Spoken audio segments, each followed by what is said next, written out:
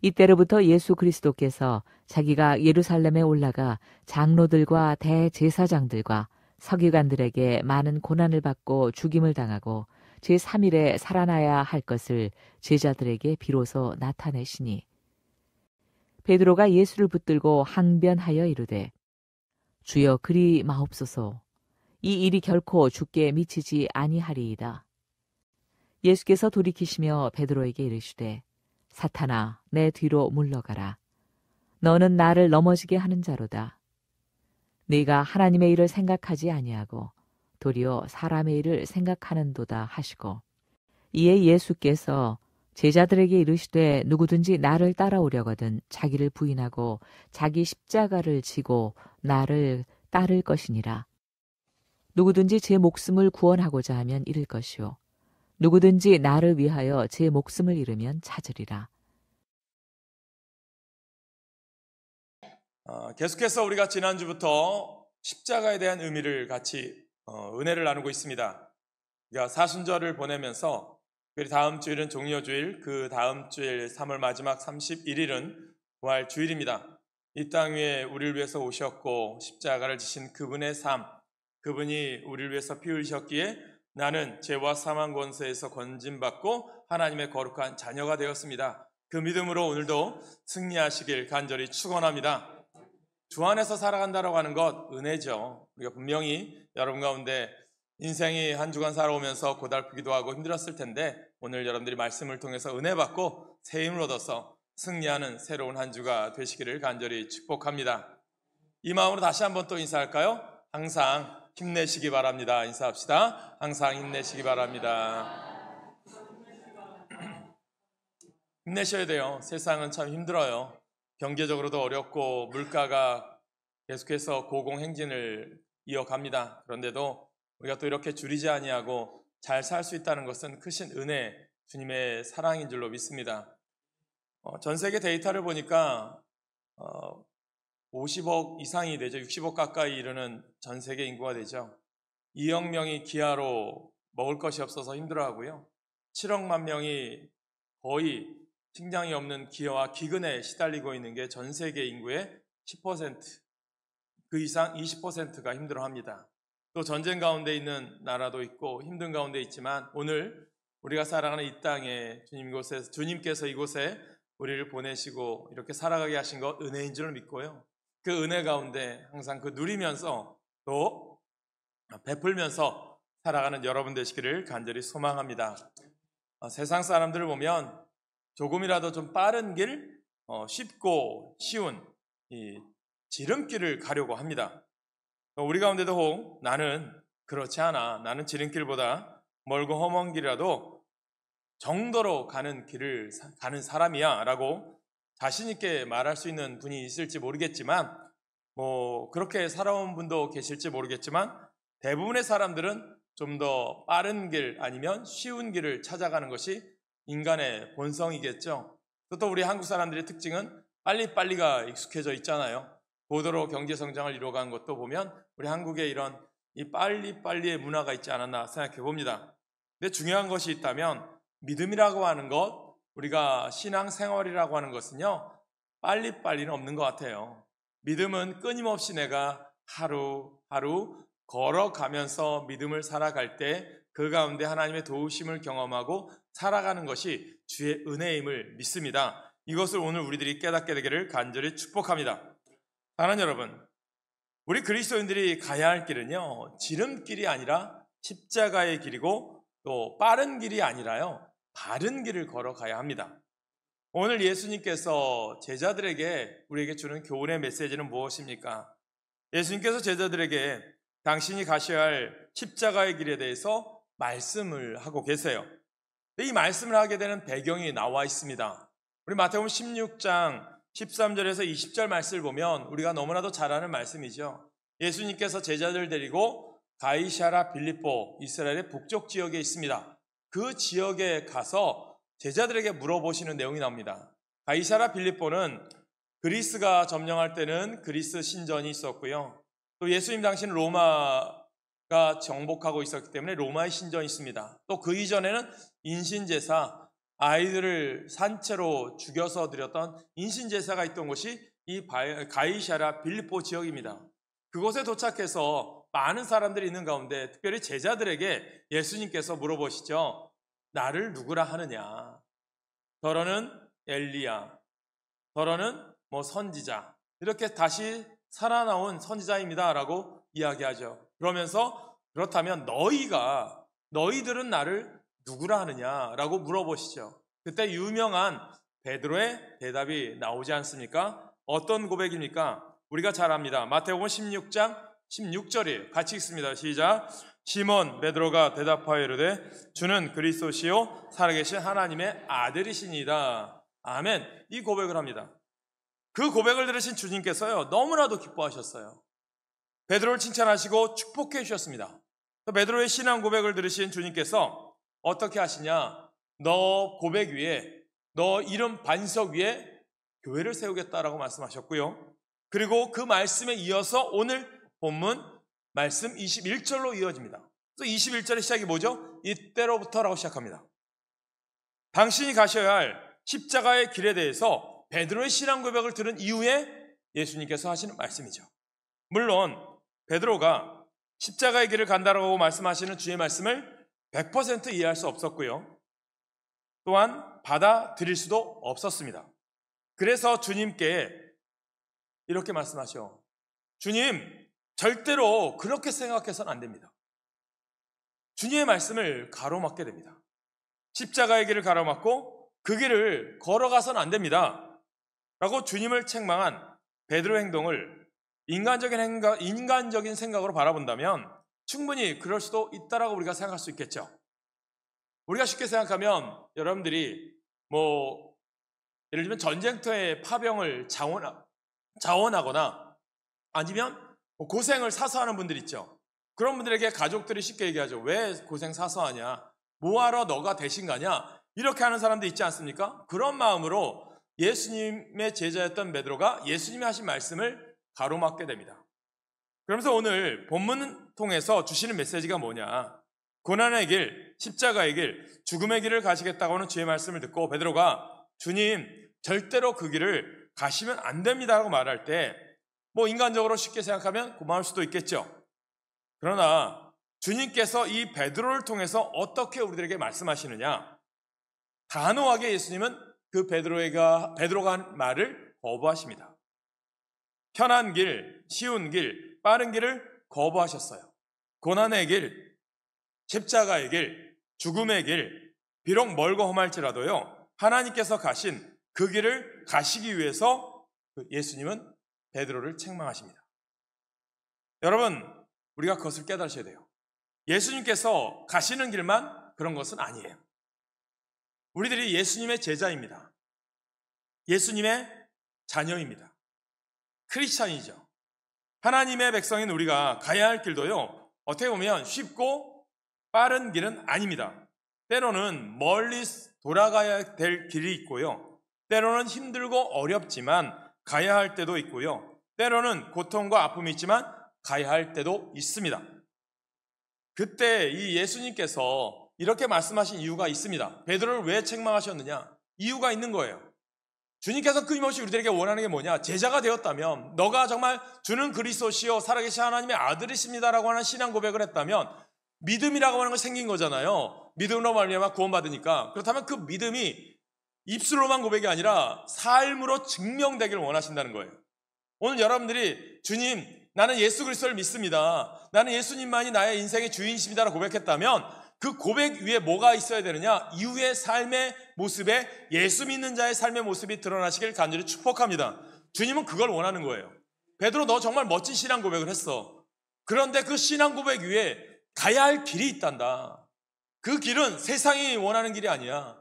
그 길은 세상이 바라는 길이 아니야. 내가 원하는 길은 십자가의 길이고 고난의 길이고 어려운 길이야. 그것이 하나님이 원하는 참된 삶의 목적이란다. 이것을 깨닫게 되길 주님은 원하신다는 거죠. 그래서 우리가 쉽게 얘기하면 예수 믿는 자는 무엇입니까? 내 뜻이 죽어지는 거예요.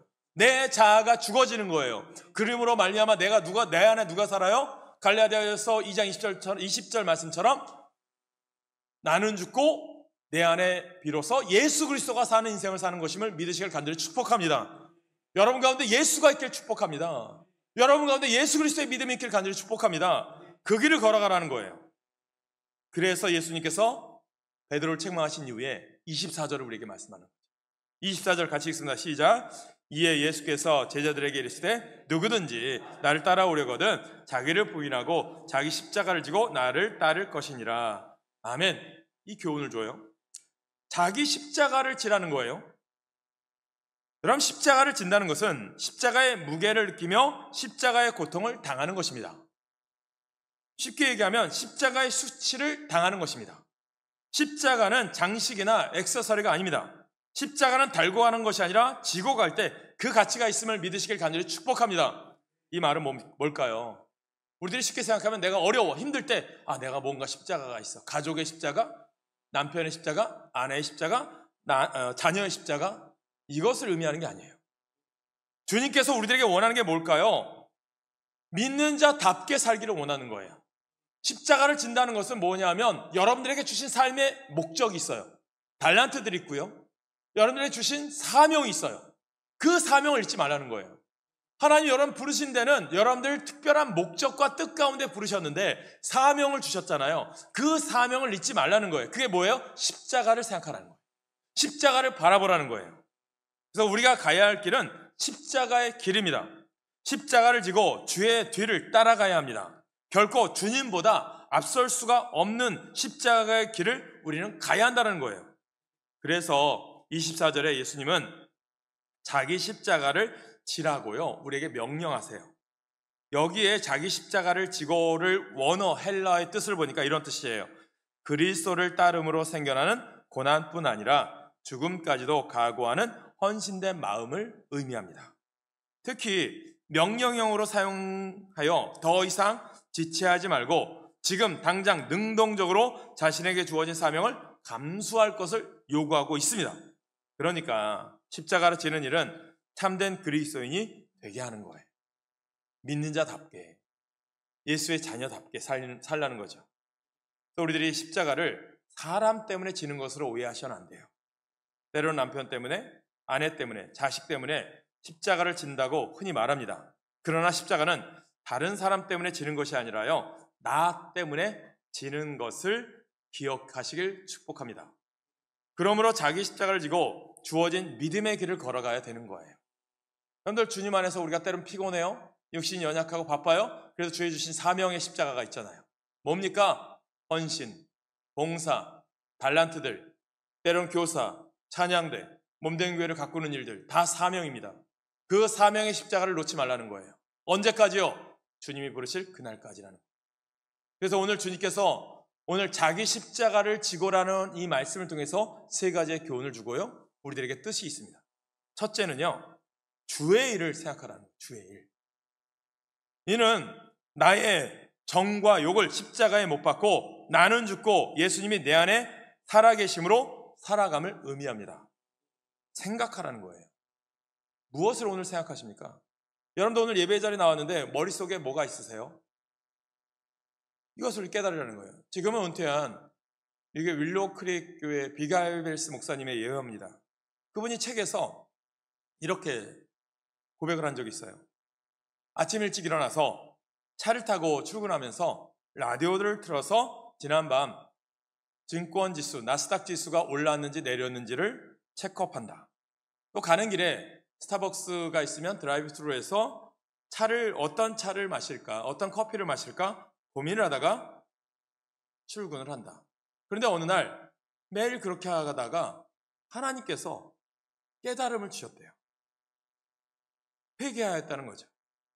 내가 하나님의 사람이고 하나님의 일을 하는 목사인데 아침 일찍 일어나 지난밤에 증시 지수가 얼마나 올랐나에 관심을 갖고 있고 스타벅스에 가서 거기서 일하는 직원의 영적 상태에 대해서 관심을 갖지 않고 어떤 커피를 마실까 생각하면서 어떻게 내가 하나님의 일을 하는 사람일 수 있는가 라고 깨달았다고 합니다.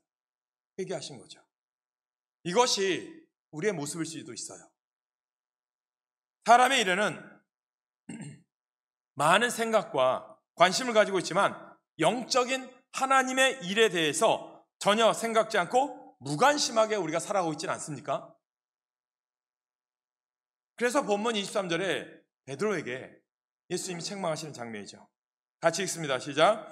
예수께서 돌이키시며 베드로에게 이르시되 사탄아 내 뒤로 물러가라. 너는 나를 넘어지게 하는 자로다. 내가 하나님의 일을 생각하지 아니하고 도리어 사람의 일을 생각하는도다 하시고, 여기에 생각하지 아니하고에 해당되는 원어의 뜻을 보니까 마음을 두다, 중히 여기다의 뜻을 담고 있어요. 무엇입니까? 자기의 마음을 어떤 것에 향하게 함을 가리킵니다. 오늘 여러분의 마음 어디에 있어요? 여러분 어떤 생각하십니까? 집에 맛있는 거 두고 온 거 생각하십니까? 집에 돈 숨겨놓은 거 생각하십니까? 그런 거 생각하지 말라는 거죠. 베드로는요, 예수님을 단지 정치적 구원을 이루실 메시아로 생각했던 것 같아요. 그렇기 때문에 하나님의 일이 아니라 사람의 일을 생각하는 자라고 예수님께로부터 책망받았습니다. 이것을 깨달으셔야 돼요. 오늘 예배 자리에 나와서도 우리가 다른 생각에 몰두해 있다면, 우리가 집중하지 않으면 말씀은 전혀 들어오지 않아요. 하나님의 말씀이 그냥 허공에 흩어져 버려 사라지겠죠. 오늘 여러분들이 하나의 말씀이라도 내가 이 말씀 한 가지만 붙들더라도 내 마음밭에 새기시길 간절히 축복합니다. 옥토가 되라는 거예요. 여러분, 베드로의 행동을 바라보는 우리는 어떻습니까? 주님에 대한 고백과 삶이 일치하고 있느냐? 신앙과 신앙 생활이 동일하냐? 삶으로 예수 믿는 자의 삶을 드러내고 있느냐라는 거예요. 외적으로는 그리스도인이라고 하지만 내적에 있어서, 목적에 있어서 진짜 크리스찬인가? 우리가 쉽게 사도신경도 고백해요. 주기도문도 외워요. 하나님의 이름이 거룩히 여김을 받게 해달라고 기도하면서 실제 삶에 있어서 하나님의 이름보다 나의 이름이 높임을 받는데 관심을 갖고 있지는 않습니까? 오늘 하나님의 일을 생각하고 있습니까? 세속적 이익을 바라고 그리스도를 믿는다면 하나님의 영광커녕 오히려 그리스도를 넘어지게 하고요, 교회의 문제만 일으키게 됩니다. 세상의 이익과 영광을 위한 것을 떨쳐버리고 자기 십자가를 지고 온전한 다죠, 주의 일만 생각하는 그리스도인 되시길 간절히 축복합니다. 그래야 복된 인생 되는 거예요. 그래야 여러분 가운데 하나님이 주신 은혜가 있어요. 둘째로는요, 자기 십자가를 지는 것은요, 주의 뒤를 따르는 거예요. 작년에 제가 억지로더라도 십자가를 지닌 사람이 있어요. 구레네 시몬이죠. 그가 복음의 사람이 되죠. 가족도 구원받고. 여러분들 주의 뒤를 따라가는 것이 힘들 수도 있어요. 어려울 수도 있어요. 그러나 그게 주님의 사명이라면 감당하실 때 복이 있습니다. 이는 믿는 자들에게 고난과 희생의 십자가를 지고 주님이 가신 길을 따라오라는 말씀입니다. 복음과 교회를 위한 고난의 분량을 다 채우라는 말씀이에요. 주님을 따르다가 뒤를 보거나 곁길로 가거나 그곳에 머물러 있지 말고 예수님을 바라보고 따라가라는 주님의 말씀이라는 것입니다. 부흥운동의 선구자였던 찰스 피니에 대한 예화입니다. 이분이 청년 시절에 잘 나갔어요. 뉴욕의 법무법인에서 변호사로 일한 적이 있었어요. 하루는 새벽에 기도하는데 하나님의 음성이 들려왔대요. 피니야, 너는 지금 하고 있는 일이 끝나면 무슨 일을 할 거니?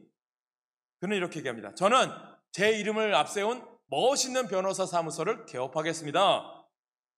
그렇게 대답하자 주님이 다시 물으셨어요.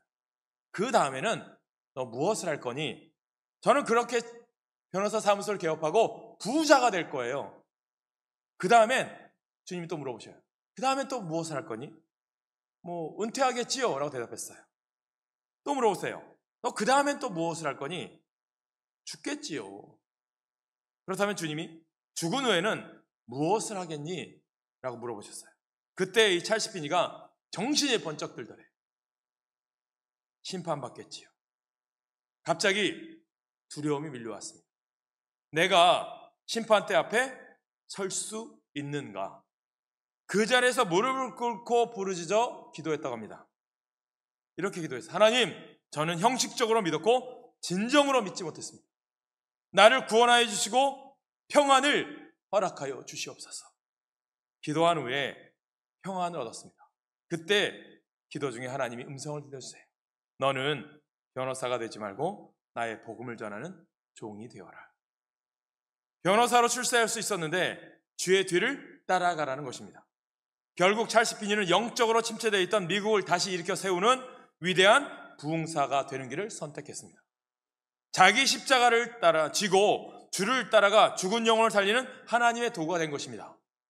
여러분, 주님이 여러분들에게 주신 사명이 무엇입니까? 다 주의 종이 되라는 거 아니에요. 그러나 오늘 나에게 주어진 삶의 현장에서 가정이든 일터든 사업장이든 그곳에서 주님의 부름에 합당한 삶, 주님의 자녀된 삶을 살아가시길 간절히 축원합니다. 교회 나온 것으로 끝나지 마시고 여러분들 새롭게 시작하는 이번 한 주간도 믿는 자의 삶의 모습이 여러분 삶 속에 드러나서 여러분들 바라보는 사람들이 참된 예수 그리스도를 믿는 자다라고 인정받기를 간절히 축원합니다.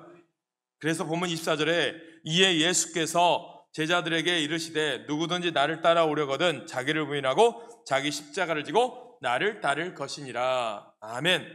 여기에 따를 것이니라 라는 따르다는 말은 현재형이에요. 예수의 제자가 되기 위해서 따른 일이 한 번에 그치는 일시적인 행위가 아니라 전심전력해서 계속해서 믿는 삶을 살아가야 된다는 거예요.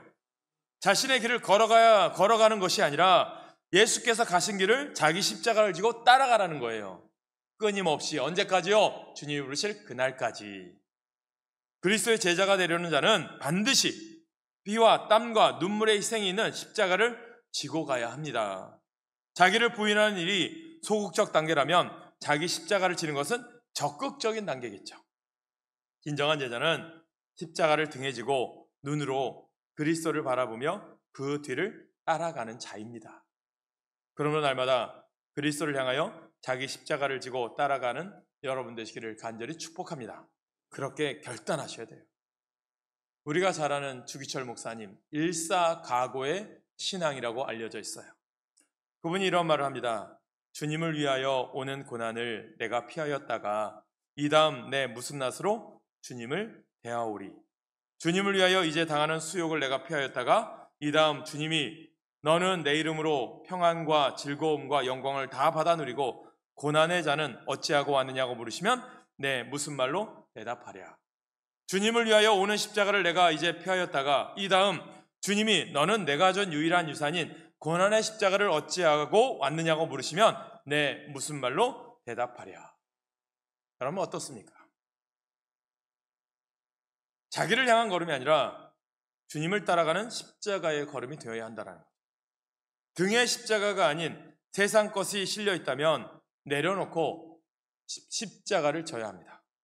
그리스도께서 온전히 십자가를 지고 골고다를 오르셨던 것처럼 자기 십자가를 지고 끝까지 주를 따라가려는 성도가 되시길 간절히 축원합니다. 이게 우리에게 필요한 거 아닐까요? 세 번째 여러분들 드리고 싶은 것은 주님을 위해서 희생하는 삶을 사십시오. 희생이 필요합니다. 잭 에커드라고 하는 약국을 경영하다 전도를 받고 교회를 다니게 된 청년의 이야기입니다. 하루는 성경을 묵상했어요. 성경에 보니까 너희는 세상의 빛이요 세상의 소금이라 라는 말씀을 읽었어요. 산상수훈을 읽고 복에 대한 팔복의 내용을 읽고 그 다음에 보니까 너희는 세상의 빛이요 소금이다라는 거죠. 그렇다면 나는 세상 사람과 무엇인가 좀 달라야 되지 않을까라고 생각했대요. 좋은 일을 해야 하지 않을까 생각했대요. 세상에 빛이면 빛처럼 살아가야 되고 소금이면 소금처럼 살아가야 되지 않을까라고 고민하기 시작했대요. 이 잭 에커드라고 하는 사람의 당시에 약국은 약만 파는 것이 아니라 도색 잡지나 세상 사람들에게 좀 불건전한 것을 많이 팔았대요. 그래서 이 마음속에 참 이것들 좀 없애버려야 되겠다라는 생각이 들었대요. 하나님 주신 마음이겠죠? 그래서 사람들을 성적으로 유혹하는 도색 잡지를 파는 세상이 약국에 있으니 이제 세상을 쫓아내야 되겠다. 그러면서 결심했어요. 그런데 이 도색 잡지를 팔면서 1년에 500만 불 이상을 벌었던 그런 이익이 있었던 거죠. 그런데 포기하고 과감하게 잡지를 그는 없애버렸어요. 자연히 매출은 줄어들겠죠? 약국의 직원들이 매출이 줄어드니 반발하기 시작합니다. 그러나 잭은 포기하지 않고 믿음으로 밀고 나갔어요. 처음에는 모두가 그가 돌았다, 미쳤나 보다 라고 생각했지만 하나님께서는 역사하시죠. 그를 통해서 일어나는 작은 믿음의 운동이 끊임없이 퍼져나가요. 다른 약국도 본받아 따라하기 시작합니다. 많은 사람들이 조금씩 그를 지지하기 시작했고 2년이 못 되어서 전국적으로 도색잡지 추방운동이 일어났습니다. 결국 미국의 모든 약국에서 도색잡지를 추방하게 되었다고 합니다. 잭 에커드는 이 일로 사람들에게 인정을 받고 하나님께서 그를 복을 주셔서 성공을 하게 됩니다. 전국에 1,700개의 점포를 가진 미국에서 두 번째로 큰 약박 체인점 에커드 드락이라고 하는 점포들, 약국들이 개업되기 시작합니다. 그는 눈앞의 이익에 빠지지 않고요. 그것을 단호하게 버리고 주를 위해 희생하는 것을 선택을 합니다. 일시적으로 우리가 손해보는 것 같아요. 쉽게 얘기하면 주 일은 쉽니다. 쉬울 것 같죠? 쉽진 않아요. 그러나 결단하는 자에게 복이 있습니다. 자기 십자가를 지고 가는 희생으로 하나님의 축복을 받게 됩니다. 주일은 누구의 거예요? 온전히 주님의 것입니다. 주일을 주신 이유가 뭐죠? 온전히 주님께 믿음으로 살라고 하는 하나님의 날인 거예요. 그래서 본문 25절 말씀에 이렇게 고백합니다. 같이 읽습니다. 시작. 누구든지 제 목숨을 구원하고자 하면 잃을 것이요 누구든지 나를 위하여 제 목숨을 잃으면 찾으리라. 아멘. 십자가를 지는 행위는 자신의 생명을 주를 위해 바치는 헌신을 가리킵니다. 여기에 주를 위한 희생은 강요된 것이 아니라 스스로 결단하여 자신이 소중히 여기는 목숨까지 내어놓는 모습입니다. 이는 자기 십자가를 지고 가는 행동으로 나타나게 되는 거죠. 삶으로 증명하는 거예요. 모름지기 그리스도인들은 주를 위해서 목숨을 바치는 자입니다. 목숨에 대한 애착을 가지고 지키려 한다면 목숨과 더불어 영적 생명까지도 잃게 될 것입니다. 자기 십자가를 지는 심정으로 육적 생명을 내어놓을 때 영원히 쇠하지 않는 영생과 영광으로 축복받게 될 줄로 믿습니다. 마가복음 10장 29절 30절에 뭐라고 얘기합니까? 같이 읽습니다. 시작. 예수께서 이르시되 내가 진실로 너희에게 이르노니 나와 복음을 위하여 집이나 형제나 자매나 어머니나 아버지나 자식이나 전토를 벌인 자는 현세에 있어 집과 형제와 자매와 어머니와 자식과 전토를 100배나 받되 박해를 겸하여 받고 내세에 영생을 받지 못할 자가 없느니라. 아멘. 이는 자기 십자가를 지고 주를 위해 희생하는 자들에게 약속하신 축복의 말씀입니다. 이 축복이 우리 가운데 있길 간절히 축원합니다. 헨리크 생키비치라고 하는 사람이 쓴 책이 있어요. 코바디스. 영화로도 있습니다. 그 영화 마지막 부분에 보면, 책에도 보면 베드로가 복음을 전하면서 고난과 핍박 가운데 얼마나 약해졌는지의 모습을 등장시켜요. 십자가를 자주 지지 않으려고 했는지도 알 수 있습니다. 그렇게 다짐하고 또 다짐해도 또 피하고 싶은 것이 십자가였던 것 같습니다. 베드로는 로마에서 십자가를 피하여 고향으로 돌아가요. 비아 아피아로 가는 길이에요. 자기의 고향이죠. 그곳에서 길에서 예수님을 만나요. 베드로는 예수님께 코바디스 도미네라고 물어봐요. 주님, 어디로 가시나이까? 주여, 어디로 가십니까? 물어봐요. 그러자 예수님께서 내가 그토록 지기 싫어하는 십자가를 지기 위하여 내가 로마로 간단다 라고 하는 말씀을 들어요. 베드로는 이 말을 듣고 오던 길을 돌이켜 로마로 가게 됩니다. 십자가를 지러 가는 것입니다. 결국 베드로는 로마에서 십자가에 거꾸로 못 박혀 순교하게 됩니다. 십자가는 사도들에게도 무거운 짐이었어요. 벗어던지고 싶은 짐이었습니다. 그러나 십자가를 피하러 가면 점점 더 무거워지지만 기꺼이 지려고 하면 점점 더 가벼워짐을 알아야 합니다. 그러므로 기꺼이 자기 십자가를 지고 따라가시길 간절히 축복합니다. A.W. 토저가 철저한 십자가라고 하는 책에서 이런 말을 합니다. 우리는 십자가에 대해 결단해야 합니다. 선택은 두 가지뿐입니다. 하나는 십자가를 회피하는 것이고 다른 하나는 십자가 위에서 죽는 것입니다. 십자가가 당신을 완전히 죽이게 하십시오. 그리고 하나님을 찾으십시오. 거룩함을 추구하고 당신이 당하게 된 고난을 두려워하지 말고 십자가를 지고 가십시오 라고 말씀합니다. 여러분에게 주어진 십자가를 원망하고 불평하지 마시고요. 부정적인 생각도 하지 마시고 지금 어렵다 할지라도 힘들다 할지라도 감사함으로 기쁘신 마음으로 그 십자가를 지고 가면 하나님께서 반드시 그 십자가를 통해서 여러분에게 큰 상과 은총과 축복을 베풀어 주실 줄 믿으시길 간절히 축원합니다. 이것이 우리의 믿음인 것입니다. 말씀을 결론 냅니다. 우리가 가정이나 직장, 사업장, 자녀, 부모, 형제 어떤 종류의 십자가를 지게 되더라도요, 그 십자가를 포기하지 않고 열심히 지면 그것 때문에 축복을 받고요, 은혜를 입게 되어 있습니다. 행복한 삶을 살게 되어 있고요, 성공적인 삶을 살게 되어 있고요, 하나님 앞에 물질로도 복받는 놀라운 역사를 체험할 줄로 믿습니다. 왜요? 주의 일 감당하는 자에게 주시는 복이죠. 그 복을 받음으로 더 감당하라는 복이죠. 성숙한 그리스도인이 된다면 나는 죽어지셔야 돼요. 나는 날마다 죽노라, 바울의 고백처럼 오늘도 나는 죽고 예수로 사는 인생 되시길 간절히 축원합니다. 성숙한 그리스도인이 되려면 세상적인 것을 버리고 자기를 부인하는 마음으로 자기 십자가를 지고 가셔야 돼요. 십자가 없이 주를 따르려고 생각하지 마시기 바랍니다. 부디 사람의 일보다 주의 일을 먼저 생각하는 십자가의 사람 되시길 간절히 축복합니다. 교회가 힘들고 어려워요. 교회들마다 어려움 당해요. 그래도요, 하나님이 이곳에 여러분들 보내신 목적이 있잖아요. 그 목적을 이루기 위해 사람들이 십자가를 지고 감당하셔야 된다는 거예요. 그래서 여러분들에게 고난주간에 금식 헌금하세요. 한 끼씩은. 어떤 분은 한 끼가 10,000원일 수도 있겠죠. 어떤 분은 한 끼가 20,000원일 수도 있겠고. 여러분들 믿음대로 금식 헌금하세요. 그것은 이 땅의 어려운 교회를 위해서 전적으로 그대로 보내드릴 거예요. 저희가 APM이라고 해서요, 자금을 모아서 목사님들을 대출받기 힘들어요. 목사님들이. 그래서 보증금을 넣어놓고 목사님들에게 대출을 해드렸어요. 그것이 7억 이상 나갔어요. 그런데 작년까지만 해도 부도난 목사님이 없어요. 대출 받으면 계속 이자나 원리금 갚아가야 되는데 그런 분이 한 분도 없다가 작년 말부터인가요? 못 갚겠다고 포기하는 목사님들이 한둘씩 생기셨어요. 어려운 때예요. 그래서 그걸 담당하는 목사님이 저에게 이런 얘기하더라고요.